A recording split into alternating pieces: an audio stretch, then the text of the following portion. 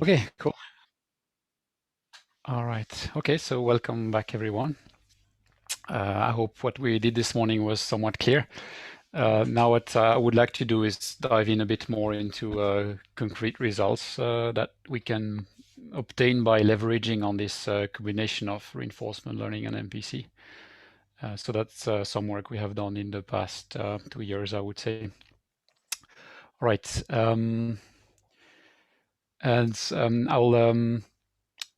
I will talk a little bit about safety first, and I'll spend a bit of time on this, reviewing results that are not necessarily actually purely related to MPC. It's a bit broader than this. And then I'll spend a bit of time on stability questions, and then I'll actually more like fly over some results so that to try to share with everyone what we kind of know how to do nowadays, and maybe also what we don't really know yet. All right, so safety is an aspect that is quite important nowadays in reinforcement learning. You see quite a lot of publications on the topic, and of course, having a beautiful tool like MPC where you can enforce constraints, and we have a number of results we can exploit. I think it's a great platform to also share our view of safety with the learning community, I would say. So in order to build things up, I'm going to just introduce you a few things. So you basically need to formalize what you mean with safety. Yeah? So we'll take about safe states. So essentially, you can describe that via a set of inequality constraints, for example. And essentially, the meaning of that is if you satisfy these constraints, you consider yourself in a safe state. So I don't know, you can think of a wall that you should not drive into. You can obviously describe that via fairly simple constraints. And then you need to discuss safe actions in order to discuss safety. It's not enough to be in a safe state. You need to define for a given state, what should you do and not do with the system in order to stay safe in the future. So for that, you can describe a set of actions, label it S, and it's going to be a function of the current state. So that's a set of action at this time instant K, and in that state Sk, such that you can guarantee that your constraints will be satisfied for all time in the future, or that you can satisfy them somehow. And once you have this kind of set, then you can very easily describe what the safe policy is. And that's a policy that for all state would return actions that are in this set. Yeah, so that's fairly simple, but it's a very useful tool to start discussing safety. But then there are a few remarks we can make about this set. So first, it's intrinsically predictive because we are talking about states in the future. And that's something that is very difficult to disentangle from a model. Huh? One way or another, if you play with safety, you will somehow model the future behavior of the system, either explicitly or implicitly. Another observation is that if you have a model of your system that you can trust, computing this set is still as hard as, between quotes, dynamic programming. So we're talking about the same kind of complexity. So that's something that is difficult to manage on a very large state space and action space. Of course, you can do database safety, and that's what a lot of people are looking at. So you could try to somehow build this set one way or another via sampling your system. That's, of course, what you probably have to do in the end at some point. But then you need to observe a few things. So that's if you want a probability very close to 1 that you actually achieve safety, you also need your data size to be close to infinity.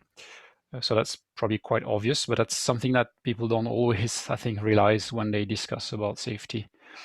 Which also means that all statements about safety, unless you can do something like this, will be probabilistic.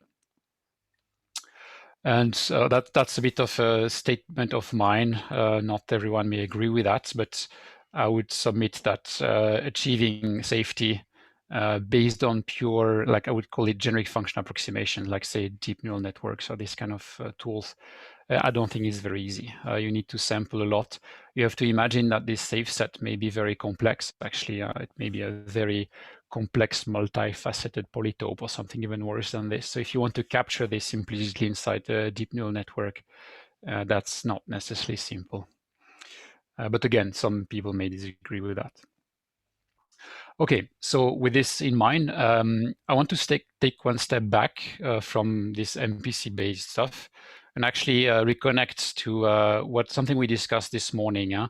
So the whole philosophy here is that we want to approximate these value functions and policies via NLPs. And an MPC scheme is a special case of NLP in some sense. And we discussed that in the questions in the end. Of course, you could formulate your Q function as a generic NLP, be it an MPC scheme or not. So I'm going to try to capture this notion here. So there you would have the arguments of your Q function, that's current state, and the action you would like to take. And they would enter as parameter in your NLP. And then you have some, let's say, auxiliary variables, or whatever you want to call it, W. That would be the decision variables in the NLP. And of course, your W would be a future state and action trajectory. So your SKs, if you want in the future, if that's an MPC, but you don't have necessarily to stick to that. Yeah, and then in that context, you would have your thetas that enter in all these functions, and that's stuff you adjust via reinforcement learning, for example. So if you have that, of course, you can, if you have your Q function, you can formulate the other functions. So the V function, the value function, you would minimize all the actions as well. So once you have this guy, you have V, and of course you have the policy as well. That would mean you minimize all the actions, and then you extract the action that is minimizing your cost subject to constraints. So all of this to say that, again, an NLP in general is valid or completely meaningful function approximation for reinforcement learning. All right. Yeah, this point's already said that. And of course, now the idea is that once you have constraints explicitly formulated here in the way you build the Q function and the value function and policy, you could in principle use these constraints to block unsafe actions. And of course, you probably see where this is going. An MPC scheme is a fairly natural way of building these things inside the NLP, the fact of blocking unsafe actions. But for now, we can think a bit more generically. And one thing I wanted to mention is the concept of, I mean, some people call it safety filters. I would call it safe reinforcement learning via projections. And the point here is that if it's not so easy to enforce safety in the policy itself, you could enforce it in some sense a posteriori or in parallel to that. So you could imagine that this statement here, reinforcement learning, it's pretty good at finding policy parameters that will make the closed loop performance good. So that's working quite well for that. And that's something that we understand quite well, as long as you don't have to satisfy this safe policy requirement. So RL will be good at improving the performance of your policy, but maybe it may be more difficult to learn the safety of your policy to enforce pi belongs to S on top of that.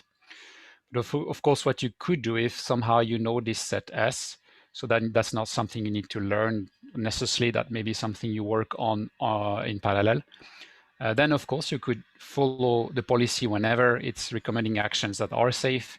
And when it's recommending unsafe actions, you could take whatever action is as close as possible to the recommended action, but within the set. So maybe it's easier to describe that graphically. You can imagine that the policy is recommending an action like this. That's unsafe. That's my safe set here. So I'm going to bring it back to inside the set. And if I'm inside the set already, I'm not going to change my action. So that's the idea of safety filters. And of course, in that context, you could imagine that maybe S is built from an MPC scheme. Not necessarily, but that's one way of doing it. So more formally, if we try to describe mathematically what we're trying to do here, here is one form you could give it. If you call pi theta projected this safe policy, you could say, I'm going to try to take an action that is as close as possible to the recommended policy. And again, that could be a deep neural network, why not? or whatever you like to use as a policy support, subject to the constraint of keeping the action in a safe set. And obviously, a square penalty here, that will be one specific choice of distance to do that, but you could do different things. All right, so a fairly simple idea. And a good question that we looked at not very long ago is that, well, is that really a good idea? And of course, yes, you would enforce safety if you can do that. But imagine that via reinforcement learning, you have somehow discovered a policy that performs well, and then you transform that policy through this projection. Is that going to be keeping the optimality of what you have done so far or not? The answer is, well, that depends on what you do next. So I wanted to explain that a little bit. And here is, I will have three items here. So the first, because you can approach the question or the policy learning in different ways. So here is what happens if you do Q learning. So you're trying to discover a Q theta. Again, that could be a deep neural network, possibly, or something like that. And you'll try to adjust this approximation to be close to Q star. So then, and again, ignoring safety. So then hopefully this Q theta will be a good tool to decide of high performance actions. So then if you blindly apply what I just described, you would basically build your policy now. That's the not yet safe policy by minimizing Q theta.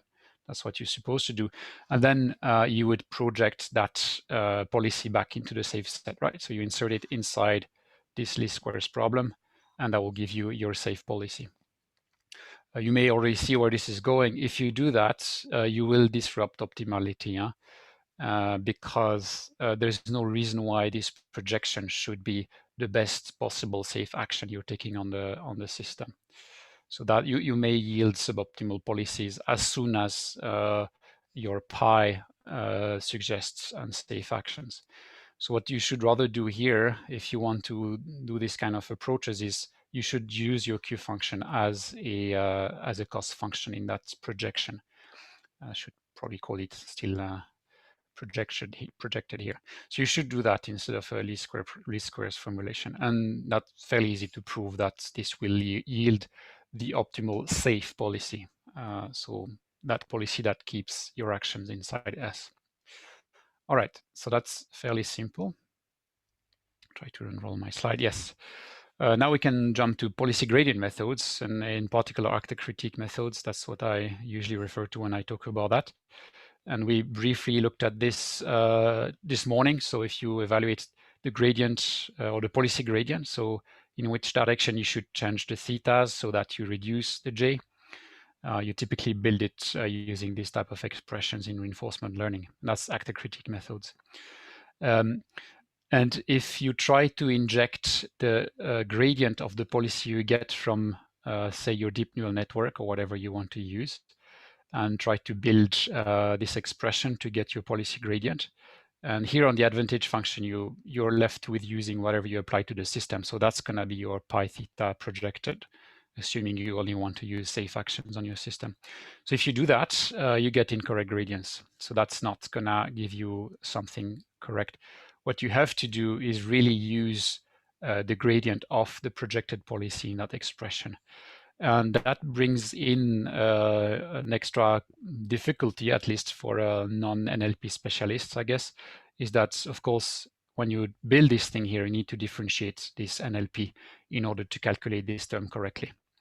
And inside this sensitivity, you still have the sensitivities of your possibly neural network or whatever you're using. So if you do that, you get correct gradients, but then this term here is a bit more complex to calculate than simply differentiating whichever function approximation you use. Another result that is actually more surprising in some sense, and here it's a bit specialized, but if you use stochastic policy gradients, so if you remember what we discussed briefly this morning, in that context, your pi is not something that returns an action directly. It rather returns a density of actions, and then you will sample from that density to decide what you do on the system. So that for some reasons that I'm not going to detail here, it can be extremely convenient to use stochastic policies. There are different reasons for that. quite technical. But there, if you do that, you have the opposite picture. You should not use, so that's the expression, by the way, for a stochastic policy gradient. You should not use the gradient of the policy. You should rather use the unprojected policy in your construction. That's a kind of surprising results, but you have to do that. Actually, you cannot escape it, because if you have projections in your problem and you have a stochastic policy, what's going to happen is that the projection will fold parts of your densities on the border of the set, and that's going to build some kind of Dirac-like shape on that border, and you cannot differentiate that. But the good news is you don't need, in that context, to take into account this projection. So that's a quite funny thing. So if you want to do this safety filter approach, including in the MPC context, you just need to be a bit careful about these technical questions and do them correctly. Otherwise, you may get incorrect gradients. So if you're curious about these things, that's a paper that explains these questions. All right, another technical aspect, and again, I bring this into the picture. You may have seen the concept of exploration in reinforcement learning. And again, I want to try to encourage people to be as correct as possible when they publish results, because nowadays from the control community, we start to see papers that talk about reinforcement learning, but they don't do exploration. And that's, you're not really doing reinforcement learning, you're doing something else, which is not really the same. But anyway, if you have safety in mind, so you want your actions to be inside a safe set, and you want to do it, or you have to do exploration, which means you essentially have to take actions on your system that are not necessarily following the policy. So essentially you want to typically introduce some disturbances on your policy. That's how you learn if there are actions that are better, possibly better than what you're currently doing. Then you need to reconcile this thing, this disturbance, with the notion of safety. And again, so how do you keep the exploration inside a safe set? And again, you see papers that would just say, well, let's do it as usual and not care about this. And that's a bit of a pity, because it's very easy in the end, if you have an NLP-based policy, to draw safe disturbances of your action. All you have to do is, instead of disturbing the action like you would do here, you can disturb the cost function of your NLP instead. And you have different options, but here is one. So let's say you have your safe policy given by this NLP here, and now you need to disturb that policy in order to that would be without the 0 here. You need to disturb your action. What you can do is simply introduce disturbance in the cost, typically in the form of a gradient with a D possibly randomly selected, not necessarily. And of course, if you just change the cost of the NLP, it will still satisfy the constraints. So if A belongs to S was built in your formulation, it will stay satisfied with this disturbance. Yeah, so small difference with classic exploration. Then if you disturb the gradient of the cost, there is no reason why the policy shouldn't necessarily follow that, even if it's feasible to do it. So here is an example where I draw different Ds, these disturbances, and here is the resulting policies. So the fact that you have a cost function and possibly some constraints will somehow distort the disturbance. Of course, if you impose safety, and you can imagine that's your safe set here, so you cannot allow actions outside of that. So whatever you do with this D, everything will fall back into that set. And if you imagine if the policy is fairly close to the border, like here in this example, the actions you'll draw from this exploration will be all on that side of the border. It's fairly obvious, but one thing that is much less obvious, and that's I'm not sure people realize very well, is that the classic actor critic methods, and I'm talking about methods with the so-called linear advantage function approximation, they actually rely on the exploration being centered and isotropic. So by centered, I mean the expected value should be on the policy. And isotropic, I mean that the statistics should be the same in all directions in your action space. It's not obvious at all, and you don't see that very clearly in the papers discussing these methods, but It's very clear when you run the math.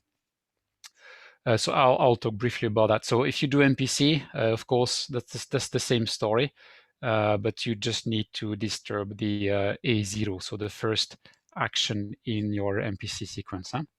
And that's the same effect. All right, so there is this technical difficulty on the exploration. So that's the difference between the disturbed policy and the one you would normally use. Is not centered isotropic. And that can create some difficulties when you use actor critique methods and with a linear compatible advantage function approximation. And this thing here is very, very convenient to use. So that's something that people would typically like to use in this context. So if you just do that blindly, you may get biased estimations of the gradient. So your nabla theta j would not be correct. The good news is that if you check that in practice, you would see that this bias, at least on examples we looked at, is not strikingly large. So you may be able to do these things without caring about these questions and still get good results, but it's still mathematically not fully correct. So if you are interested about these questions, I can recommend these two papers. They discuss a bit what happens formally and some ways of fixing it, though to be honest, we don't have yet a very brilliant and simple way of fixing the issue. But maybe we don't need to, because again, we don't see a huge problem in practice with that. All right, so now I can develop a bit further. So that was safe RL using, I would say, constraint policy and Q function approximations, which includes MPC, of course. But now with our nice MPC tools, obviously we can do something a bit more direct and formal in some sense, because we have this entire class of robust MPC schemes, which have their drawbacks. They are a bit complex. If it's nonlinear, it's not very easy to do much, but still, it's a very nice toolbox that you can use to talk about safe RL. And I guess it's a bit better now, but I think it was a bit underexploited at least a few years back. So robust MPC. I don't want to give a course about that at all, of course, but I'll just point a little bit to how that's working and how we're going to use it in RL, and hopefully that will be somewhat clear. So we need an uncertainty model. So you can imagine you have your true system. Again, that's probably stochastic, noise, and so on, and based on the dynamics we don't necessarily know about. And then we may use a deterministic model in the MPC scheme. So we'll basically describe approximations of what this next state is going to be in the system, and probably parameterized. And then we need to describe, for robust MPC, we need to describe how wrong this is. So how this model will differ from the true system or vice versa. And one way of doing it is to build a dispersion set. I call it W theta here. You can give it different names. But roughly speaking, you want the model, maybe I should have a theta here, to contain the support of this density. So a picture is maybe easier. So for a given state, and you may have an action somewhere that I don't show here, the model says that you will go to this point here, but the true system may actually have a spread like this. And what you want to do with this W is to enclose that spread in a worst case kind of manner. So you want to enclose S plus in this set here, hopefully with probability 1. In practice, it may not be probability 1, but hopefully close to that. A few remarks. Building this set here. So first, it's not necessarily unique. So you may decide to build different sets. If you try to build the smallest possible set, then you may run into trouble because every new point will make your set different. And especially in MPC, we like this W to be as simple as possible. So typically some fairly simple polytopes. And again, in that context, you may build different boxes to enclose your spread. Yeah, if you do that from data, if you try to build that from data, again, you will never really be able to argue that you have a probability 1 of having enclosed all possibilities. So you're back to probabilistic guarantees if you do that. And here I parameterize the W theta again on purpose, because it's not unique. You could place it in different ways and shape it in different ways. So this theta will be part of the MPC parameters in some sense. And what you want is that these thetas are such that, again, this construction here, this set will enclose every known point you can know about. And by points or data, I mean these triplets S, A, and S plus. But what happens here then is that if you think, basically you describe the model mismatch and you want to enclose that mismatch into this W, and you want to do that for all observed triplets S, A, S plus. And these guys can be data points. They can also be coming from prior knowledge of the system. You may actually know before having any data a little bit how this is going to behave. So every knowledge you have of the system can be included in this thing here. So if you enforce this for all observed known data point, what you're talking about here is basically describing a set of constraints on theta, because again, you can imagine that you have your MPC model, nominal model, maybe it can be called, and you have this set here that may also be function of theta. But this is a condition on theta, knowing possibly large data set. Yeah, so that's what I just said. So if you want to contain the model versus system mismatch, you're basically describing a set of constraints on the parameters theta. All right. So how do we use this dispersion set in MPC, or robust MPC? Here I'm gonna cut a little bit corners in the notation just to avoid having a full slide of equation. But when we do robust MPC, there are different ways of doing it and approximate ways. But formally, we're supposed to do a min-max problem, and that's a mean over the variables you're trying to optimize, possibly simply the input sequence you're gonna calculate in your MPC scheme, and a max over the disturbances or model mismatch. So there would be a max over the points you can have in W essentially.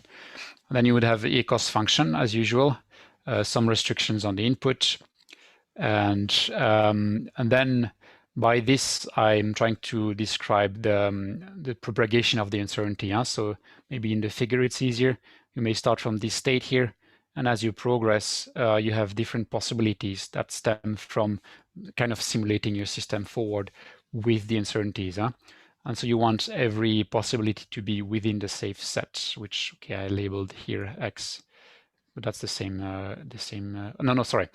The state X, that's the set X, is the set of safe states. So that's not the same as the S of before. All right, so that would be a robust MPC scheme. You need some extra components like enforcing your terminal state or state dispersion to be within some terminal set, again for all possible dispersion or disturbances.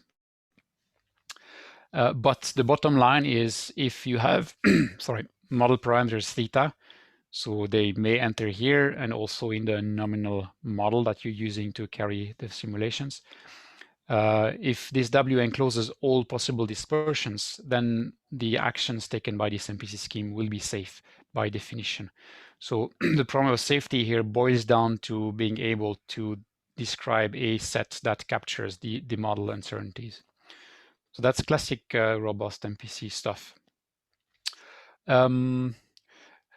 If you want to discuss stability in that context, it's not very trivial. You have not super simple conditions on theta, but it's workable. It's you can write down constraints on theta that ensure stability. Another important remark again now, all this story is built on no discount, so gamma 1. I don't have gammas in my formulation. So again, that's one aspect that does not really match what we tend to do in reinforcement learning. But I don't think that's the big issue. We see ways of including discounting in this context.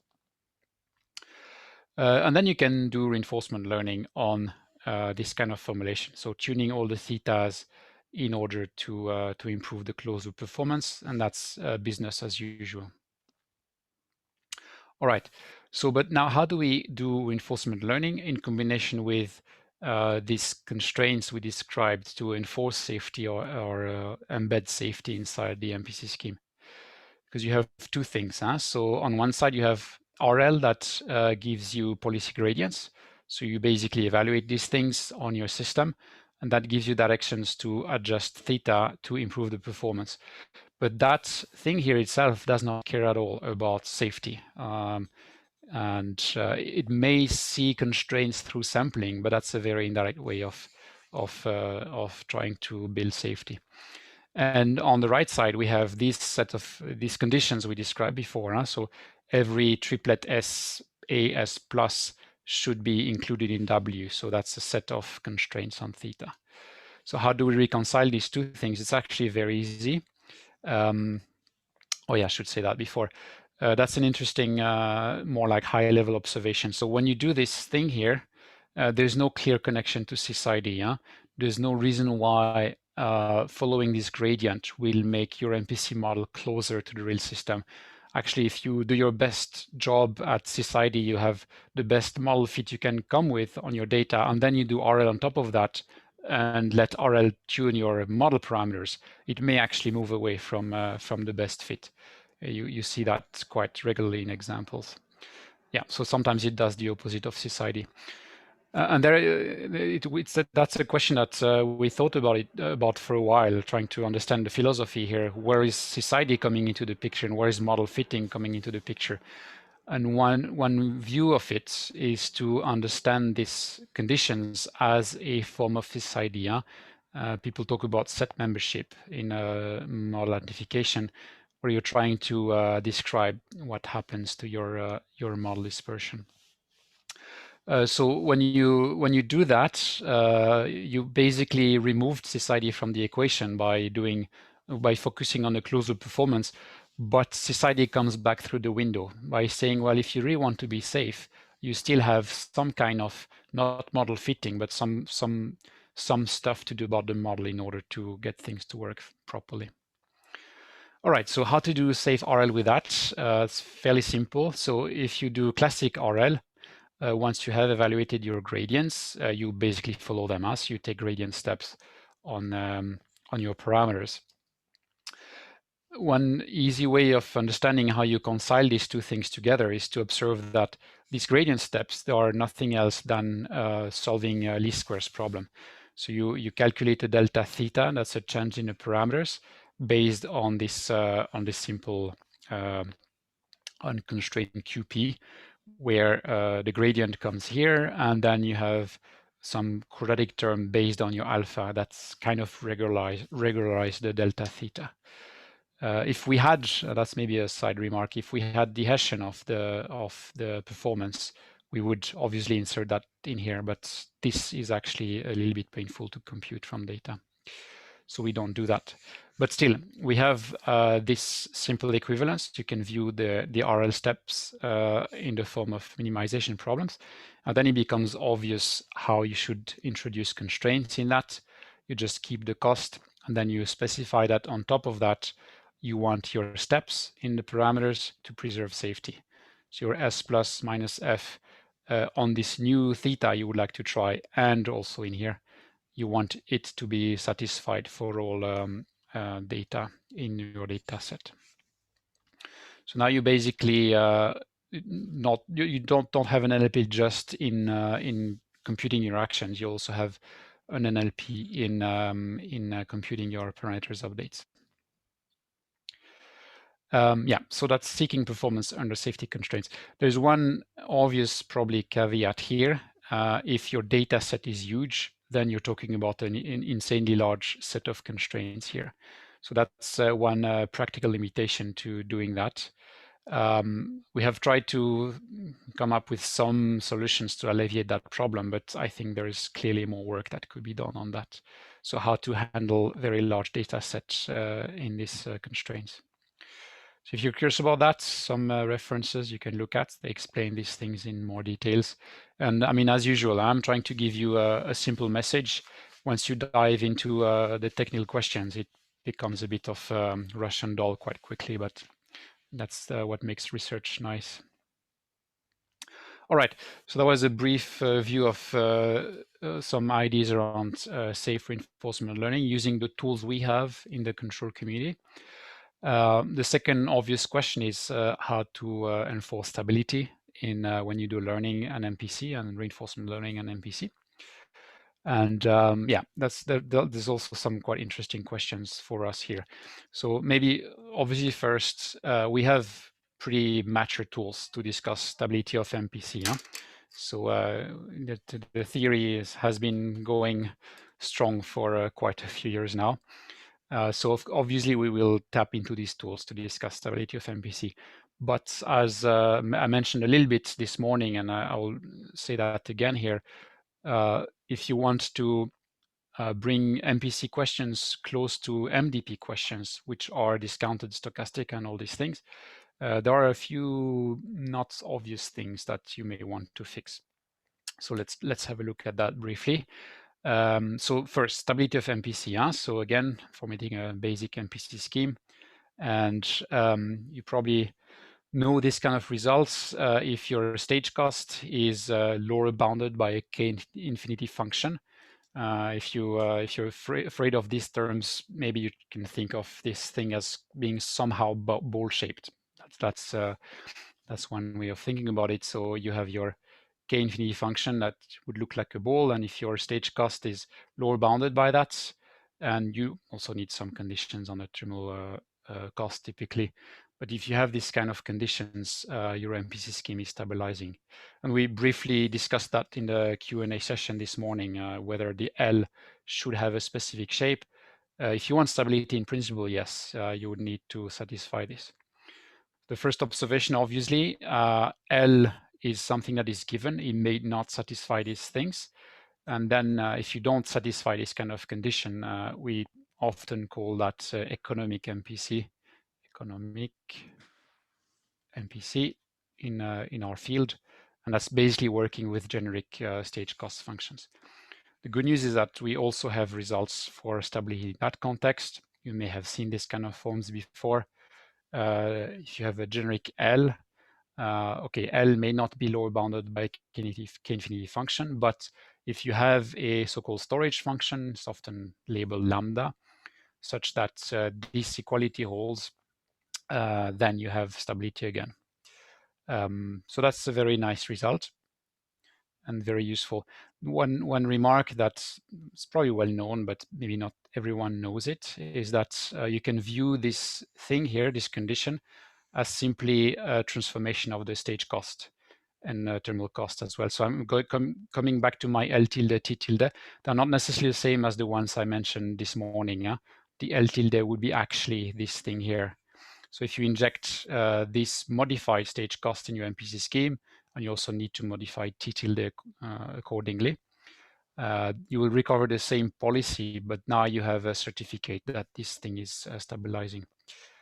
And what's interesting is that if you also inject the storage function at the initial state, then you recover not just the policy, but also the value function. So that's a good thing to have in mind. Of course, the defect here, in some sense, when we try to use this in the RL-MDP context, is that this is not discounted, as you don't have your gammas here. And in all these things, we assume deterministic and node model. So this is not accounting for model error and stochasticity. So you cannot really use this theory very directly for MDPs, because again, you would like to discount, you would like to take stochastic dynamics into account. So what can we do here? And that's a question we got interested in quite recently, and we started trying to take some bites into this this question. So what if you discount the MPC as well? So this morning we discussed the modification of the stage cost and terminal cost in order to be close to the MDP framework. And we saw that in that context, you can modify these functions to get the policy. But if you discount these things, then you lose this nice stability theory that we have. The good news is that you can you can extend the stability theory that we have to discounted problems. And you have actually two criteria here. One is called discounted strict dissipativity. It appeared very recently in a paper. And so you want the same form as before to hold with a gamma here. But this thing here is not enough. Actually, you also need a second condition, which is this one. And again, don't ask me for intuitions, at least not yet, about how this works. It's not super simple, but you need the second condition as well to hold, where here you find the value function of the discounted problem. And we call this strong discounted strict dissipativity. But long story short, you can recover these stability things in a discounted setting, so it's not hopeless. And we hope we can use that in the future to discuss the reinforcement learning on discounted problems with MPC. And the second aspect we can discuss briefly again is, so the stability theory is based on a deterministic model. That's how you get this L minus lambda plus and so on. Now, if you start looking at stochastic problems, it's really not obvious how you should extend them or extend these IDs to stochastic problems. And I'm trying here to explain a little bit the difficulties. It's all these stability things that are based on Lyapunov arguments in the end. So essentially a function that decreases over the trajectories of the system. If you make your trajectories stochastic, then this function will tend to be noisy if you want. So it's really not obvious at all that it should decrease. Yeah, so this notion of decrease of a function to the steady state, it tends to fail because of that stochasticity. Maybe an example to show why it's not easy. So if you imagine you have a convex Lyapunov function, let's call it V, and that your state transitions are maybe Gaussian, then actually, at least in expected value, your V at the next state will be larger or equal to the V you have now. So you have this kind of blocks in the theory that make things a bit difficult. So one obvious elephant in the room, you can, in principle, and it's not that complex, write a robust MPC-like stability proof in that context. But it's not necessarily such an amazing tool, because you will always be discussing stability to a set, and that set can be arbitrarily large. So you may end up saying, well, my system is stable in the sense that my trajectories will stay in this huge set, and that's all you can say. So we're trying to see if there is something a bit more direct we could do without relying on these tools. And what we realized not long ago is that this dissipativity argument that we use in economic MPC, you can actually extend it to stochastic problems as long as you stop working with the states and you start working with the state density itself. So how the state is distributed, if you want, statistically. And here is it's very beautiful because you get exactly the same story as before. So you still have your stage cost. It's a bit different. I'll explain that. You still have a storage function at the next state, current one, and that should be lower bounded by something. But the differences here is that everything becomes functional. So it's not lambda function of the state, it's lambda function of the state density. So rho is a function if you want. It could be a Gaussian or it could be something more complex. L should be a functional as well, which can boil down to the expected value of a stage cost, but not necessarily.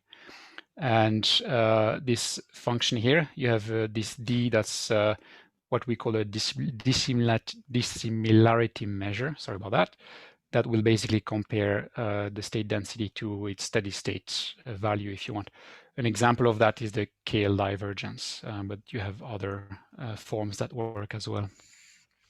So if you recover basically something that is completely similar to the classic stuff, it's just in a different space, if you want. So that's a quite nice result. If you are interested again in these things, here's some references on these questions. Okay, so but let's go back. That was a bit of a digression, I think a useful one, which can go back to how you do learning-based MPC, including stability. Yeah? And here I'm going to use a little bit what I explained before. So again, you have to imagine that you are trying to minimize a sum of stage costs, L. And here on purpose, you may notice I did not include discount, and I did not include my expected value. Why? Because currently what we have is based on deterministic undiscounted problems. So in order to recover stochasticity and discount, we need to use the tools I just described before. And I hope it's going to be just an extension of what I'm going to present here, but we'll see that. All right, so we want to minimize this thing here. And this L function, that's something that is given to me. So there's no reason it should be, as I mentioned before, lower bounded by a k infinity function. But what I can do here, and it's very aligned with the philosophy we discussed before, so I will parameterize my cost functions, my model, and now I need to add this thing here. That's a function of the initial state. It will not change the policy at all, but it will change the value functions if you use your MPC scheme to build a Q function, for example. And this guy actually will be or should be eventually the storage function of the problem. And so what you do then is you perform reinforcement learning. That's undiscounted here in that context, but that's a detail. And you do all the learning based on this given function L that is not satisfying any specific properties. But in the learning, you can impose the constraint that you want your stage cost to be lower bounded by a k infinity function. So your L may and will probably be different than L in the end, even if the model was exact, because L may say, I don't know, maybe a linear function, and your L theta should be this function that is shaped differently. And so this term, this minus lambda, you will be required to correct the MPC value functions to match the real one. So if you were doing Q learning, so you want the Q MPC to be close to the Q star, you are going to need this guy in order to achieve that if you have this constraint in your learning algorithm. And then you can show that for a rich parameterization. By that, I mean the same story as this morning, assuming that all these functions can be shaped, let's say, more or less the way, whichever way they need to be. So if they were like deep neural networks, this kind of things, I guess we would be close to what we call rich. So if we have that, the policy you get from the MPC scheme will be the same as pi star, or we tend to pi star, if pi star is stabilizing. But that depends on L, of course. So if L, or the choice of L in combination with the system, is not stabilizing, then pi star will give you the best stabilizing policy. Which is a pretty neat result. Of course, we're talking about nominal stability here, so non-stochastic model, exact, and so on and so forth. But if you do that, you basically have a change of philosophy from the classic dissipativity theory, I would say, where you receive a problem and you try to analyze whether the design is stable or not, to a stable design. So here you embed stability by construction, and then you try to get the best possible performances within that restriction, if you want. So maybe I should say I did not write anything about it, but clearly the way you do stable learning, so now you need to enforce some constraints on theta that would translate into this being satisfied. That's the same story as before. Huh? So you put your RL steps in the cost function, and then you put some constraints on your theta for stability. So I hope that's kind of clear. Of course, one difficulty here is that this requirement, that's semi-infinite programming. Yeah? You need that to hold for every S and for every A in some formulations. And that's not necessarily easy to treat. Huh? So you have some solutions. You can do sum of square programming, for example. That works fairly well. We're playing with these concepts using convex representations of L theta, which presumably should give us this feature by construction. And of course, there may be different options that we did not think about yet. Yeah, so now if we want to be more complete, we should reinject the discount and the expected value in here, which will basically transform a little bit the constraint we should impose on L. But we hope that with these new results on discounted dissipativity and stochastic dissipativity, we may manage to get back on our feet and get the full picture. Again, we could build arguments from robust MPC approaches, but I've tried it and I find the results a little bit unsatisfying, but I'm sure that can be done. Yeah, if you're curious again about these things, we have something coming up again in the paper. All right, so that was a bit more detailed views on this very important point, safe and stable RL using MPC. Now I'm gonna give you a few more like very in brief results just to show you a bit the kind of directions we have already looked at. So we can go back to this thing of combining reinforcement learning and society. Yeah? So again, reinforcement learning does not do the same thing as society. There are two different things. It's basically closed loop performance versus model fitting and hoping that you get closed loop performance out of having a good model fit. But still, it can be meaningful to think whether it's possible to put them together in the same picture. And so we did that already. We discussed in the context of safe RL using MPC. You can think of the safety constraints as a form of system unification. It's a set membership problem. It's a way of handling the model uncertainties, and that's guiding you on how the model should look like in order to have safety. So we already have this connection in that context, but we can also think of a more direct connection or combination, like really doing, okay, let's try to do model fitting and do reinforcement learning at the same time. And so, yeah, it's possible to do that. So you can write an algorithm that tunes the MPC model parameters for fitting and at the same time deploys reinforcement learning on the closed loop performance. Clearly, because these two things are different things, they can enter into a conflict. It can be that society wants to step in one direction and RL in the other direction. So you need to resolve that. And our argument is that in case of conflicts, reinforcement learning should be the one superseding society, simply because optimality is presumably more important than fitting the model. We try to fit the model to get optimality, not the other way around. That can be implemented via null space approaches and ways of reconciling these two things. Essentially, you need to embed in your steps that in case of conflict, your RL step should be the one that decides. We did that for Q-learning, and we kind of know how to do it for policy gradients, but that's not yet published. There are some technical difficulties to solve, but it should be possible. So again, if you're curious, here is a paper discussing that. Yeah, another thing, again, that's something technical. In all the stuff we discussed, there's no reason you cannot do mixed integer problems. So there's nothing in the theory that prevents you from doing that. And mixed integer problems are quite common actually in practice.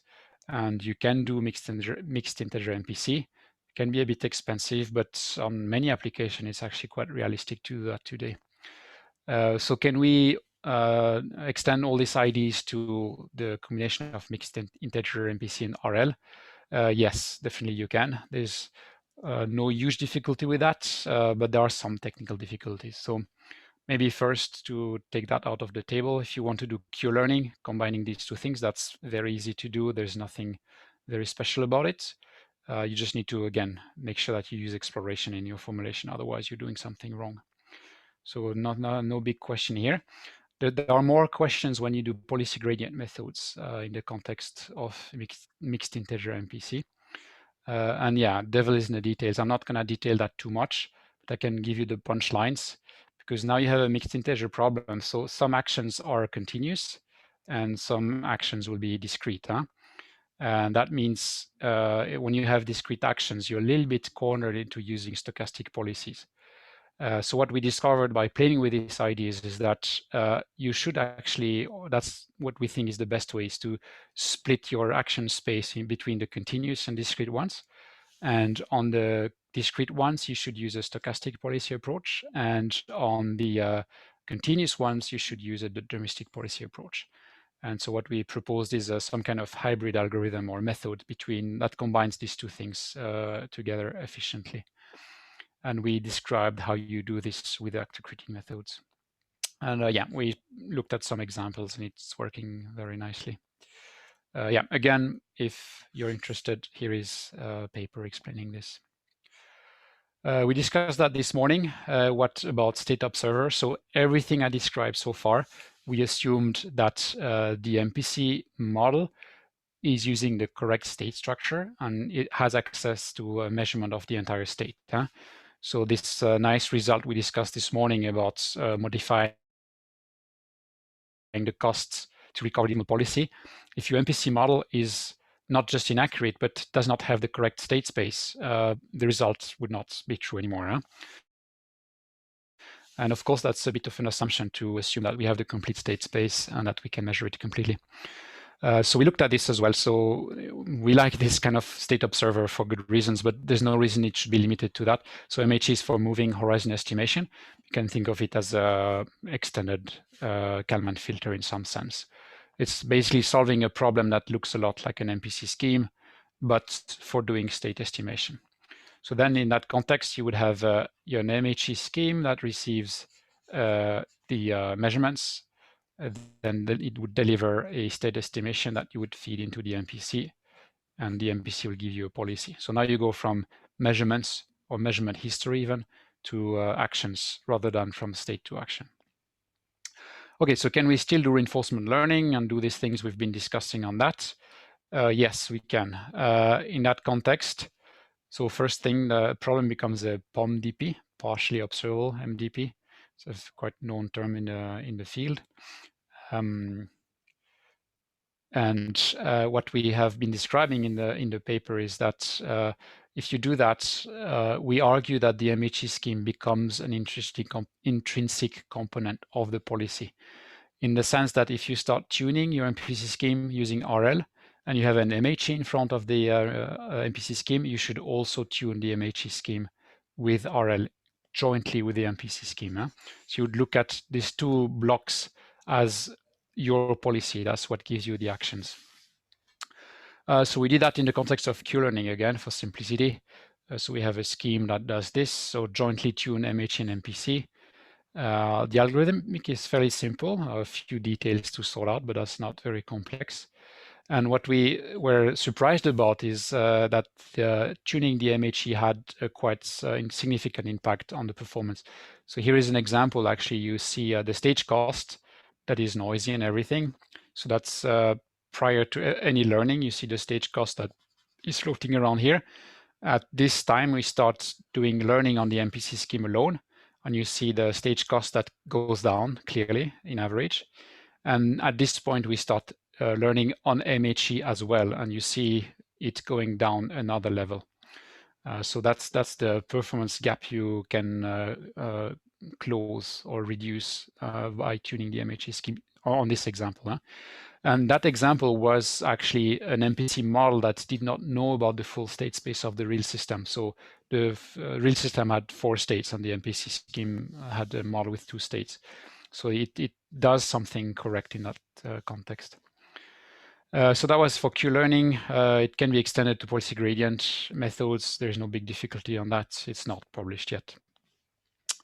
Yeah, so that was the story here. Again, if you are interested in these ideas, it's a fairly simple paper, but it's working surprisingly well. Yeah, that's a bit of a detail, but that's a problem we hit recently when working with I would call it strongly economic problems, for lack of a better term.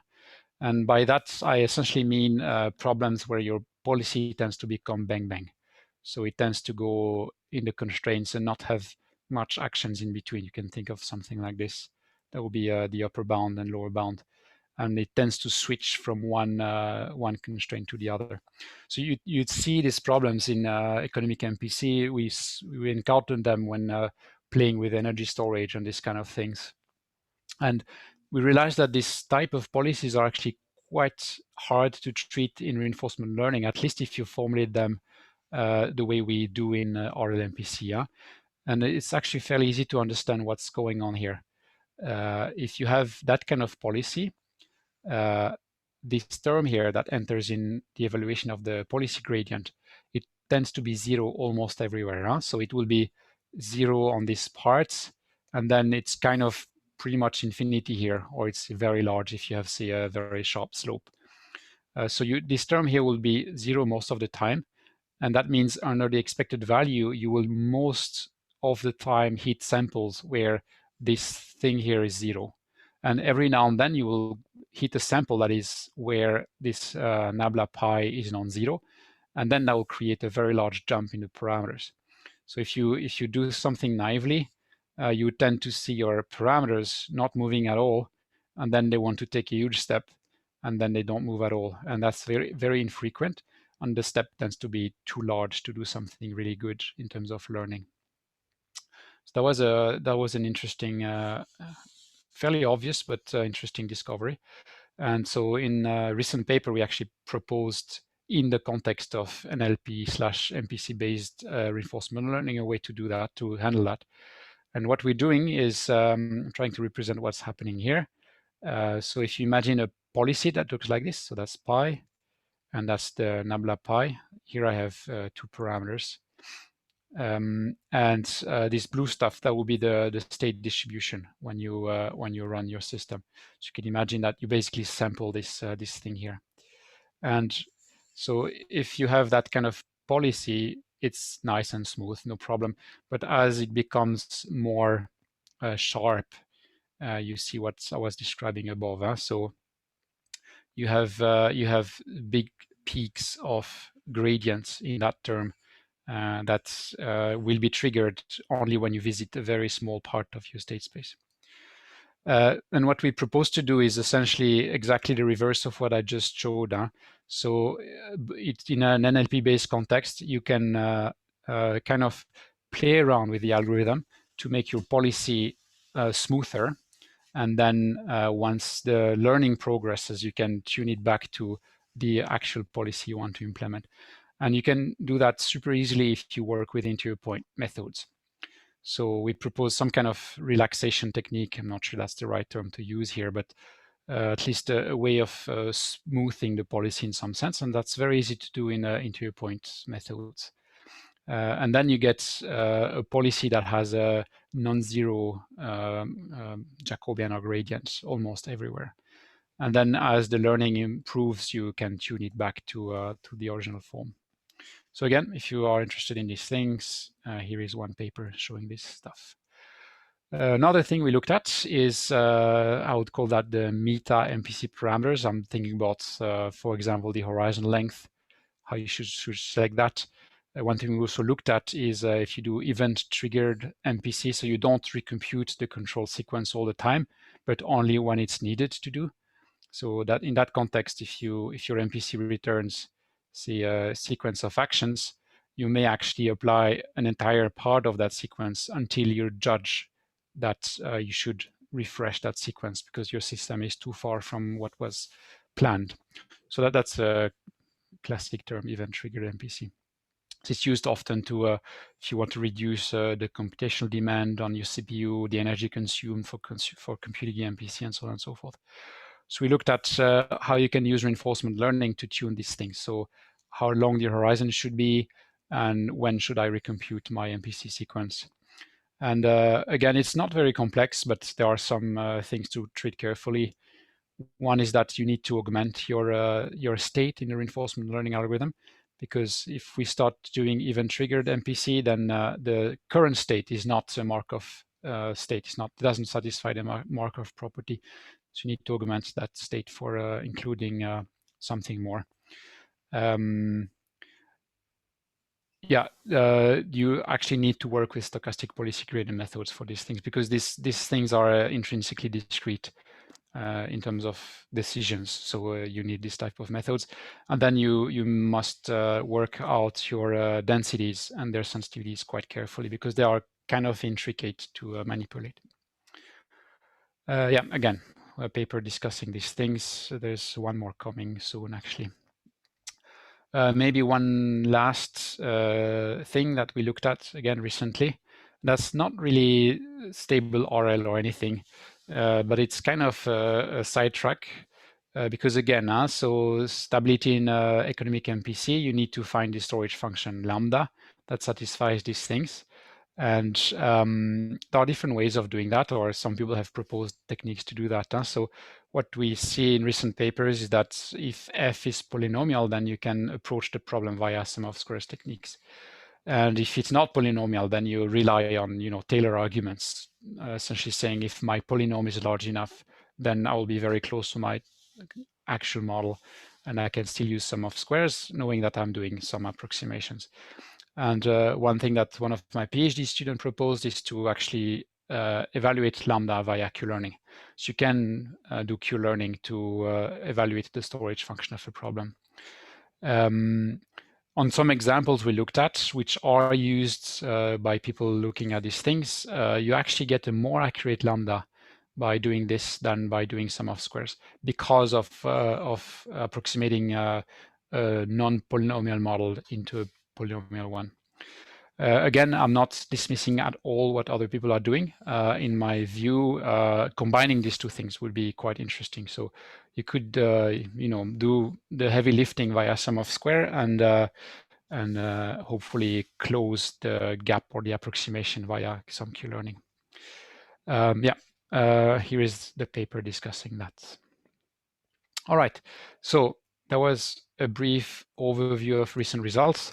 Here is a bit more complete bibliography of things that we've proposed in the past few years, a bit categorized in different things. There are a few more than this, but these I would say are the main ones that can be interesting. And yeah, so that's it for me, and we can take questions, I guess.